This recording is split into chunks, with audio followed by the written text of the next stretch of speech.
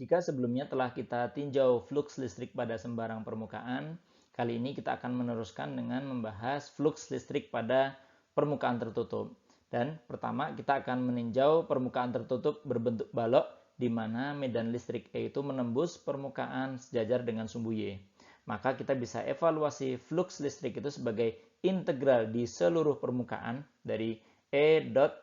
N topi dA, di mana integral ini tentu mencakup permukaan kanan dan kiri, di mana vektor normal N itu sejajar dengan vektor medan listrik E, juga permukaan atas dan bawah, di mana vektor normal N itu tegak lurus dengan medan listrik E, dan juga permukaan depan dan belakang, di mana vektor N itu juga tegak lurus dengan medan listrik E. Sehingga bagian permukaan yang berkontribusi pada flux listrik hanyalah bagian kanan dan kiri saja, di mana elemen dA itu sama dengan dx dikalikan dengan dz. Dan jika medan listrik itu bukan fungsi dari x dan z, maka kita bisa keluarkan dari integral. Dan karena dari balok, luas sebelah kanan dan kiri itu sama, panjang dikalikan dengan lebar, maka flux listrik itu adalah medan listrik di permukaan kanan dikurangi dengan medan listrik di sebelah kiri, atau selisih medan listrik di kedua permukaan dikalikan dengan panjang kali lebar.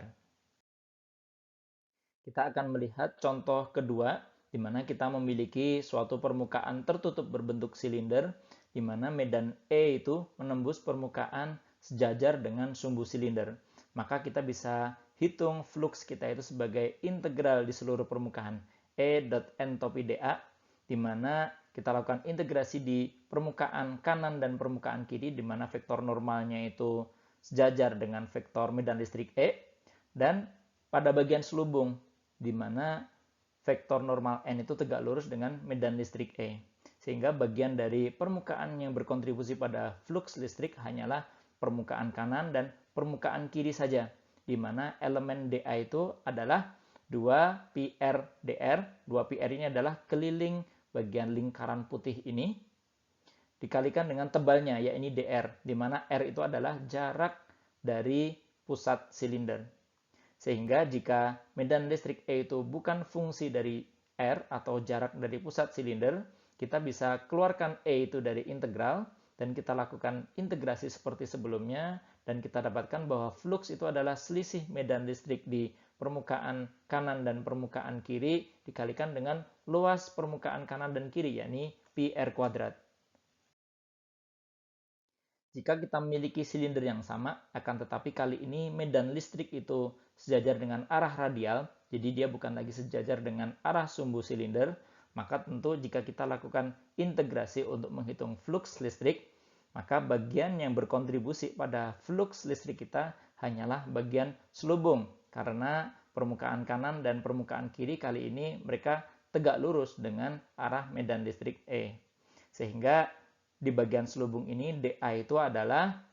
2πr, yakni keliling dari silinder kita dikalikan dengan tinggi elemen tinggi dy ini, sehingga dA itu adalah 2πr dikalikan dengan dy jika kita pilih sumbu ini adalah sumbu y. Maka jika medan listrik itu bukanlah fungsi dari y, kita bisa keluarkan dari integral, dan kita dapatkan bahwa flux itu adalah medan listrik E dikalikan dengan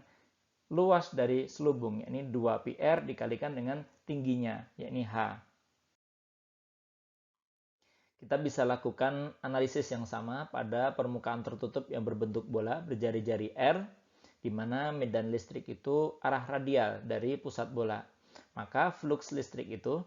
integral dari E dot NdA, karena sekarang vektor normal kita tentu saja sejajar dengan vektor E, maka flux listrik itu adalah integral dari E dA di seluruh permukaan bola. Maka jika kita gunakan koordinat bola, dA itu adalah R d theta dikalikan dengan R sinus theta dV. Dan jika kita lakukan perhitungan ini untuk seluruh theta dan pi, kita bisa dapatkan dA itu adalah R kuadrat sinus theta d theta dV. Dan jika E itu bukanlah fungsi dari theta maupun pi, kita bisa keluarkan lagi dari integral, sehingga kita dapatkan bahwa flux kita itu adalah medan listrik E dikalikan dengan 4πr kuadrat, yakni luas permukaan bola.